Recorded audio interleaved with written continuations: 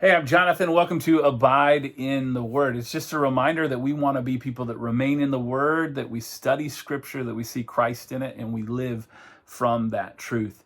This week we're studying Luke's Gospel, and we're looking at chapters 22, verse 66 through 23:25, which is the trial of Jesus. It's the trial before the Sanhedrin, and then a trial before Pilate, Herod, and again Pilate before Jesus is sent off to be crucified. And just a few key things we see here. There's an interaction with the Sanhedrin, and these are the religious elites. These are the ones that are in charge of temple worship and guiding the people that are following Jesus, Jews in the day in Jerusalem and throughout Israel. And they put it right to Jesus, and they say, if you are the Christ, tell us. But he said to them, if I tell you, you will not believe, and if I ask you, you will not answer. It takes us back to like Luke 9, where Jesus says to his disciples, who do the crowds say I am? And then who do you say I am? And Peter speaks up and says, you are the Christ of God. You are the Messiah, the sent one. And this is significant because this is a people who have been waiting for the Messiah for like their whole existence, like everything they remember, this ancient prophetic promise that a king would come in the line of David and redeem Israel forever.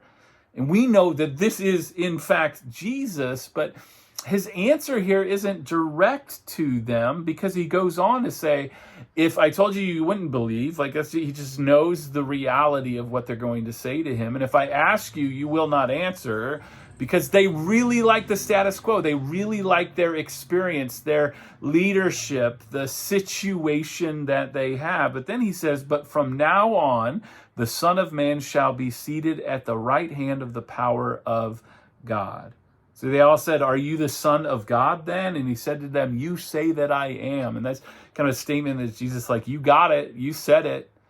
And it's a move here from saying Christ to saying you are the Son of Man. And that's Jesus's like favorite title for himself.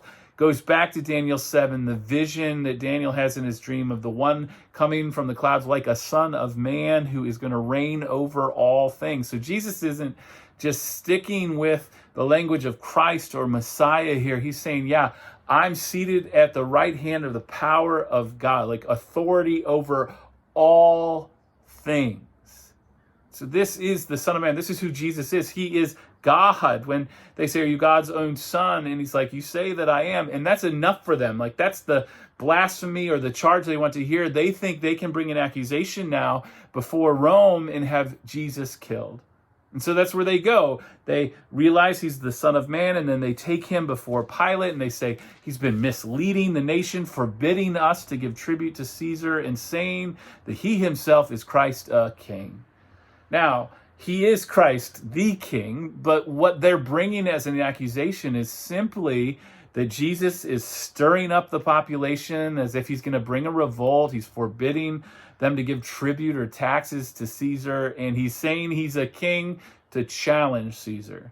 Now, we know these are not truthful accusations, right? Jesus has been calling people to the way of the kingdom that is good and right. It's not a revolt or even a throwing off by political force that is to happen. He said, render unto Caesar what is Caesar's and render unto God what is God's. So he's fine with taxes happening. And then he has not declared himself to be a king in opposition to Caesar. There's a spiritual reality that will become a physical reality in the future, but that hasn't come to bear. And so I love it because then Pilate says, well, are you king of the Jews? And Jesus gives that similar response. He says, well, you say I am. Then Pilate says, for the first time of 3 times, I find no guilt in this man. But the people were urgent. They wanted to keep at it. They wanted Jesus to be killed. They so loved the status quo that they were willing to risk killing the Son of Man, God himself, to keep their positions of power. So Pilate will send Jesus to Herod because he's from Galilee, and Herod's in charge of that jurisdiction. And Herod, the murderer of John the Baptist, is excited to see Jesus. Finally, he gets to see him, questions Jesus for a long time, and Jesus will not give an answer. And so back he goes, even now dressed in fine clothing, is kind of a way of mocking him. Pilate calls all together the rulers and the people and said to them, "You brought me this man as one who was misleading the people, and after examining him before you, behold, I did not find this man guilty of any of your charges against him, and neither did Herod, for he sent him back to us. Look, nothing deserving death has been done by him. I will therefore punish and release him." So now we get another declaration that there is innocence here. Jesus is not who you say he is in accusation. He's not stirring up the people. He's not calling for the fall of Rome, and he does not deserve death. But they all cried out together, then Luke writes, "Away with this man and release to us Barabbas."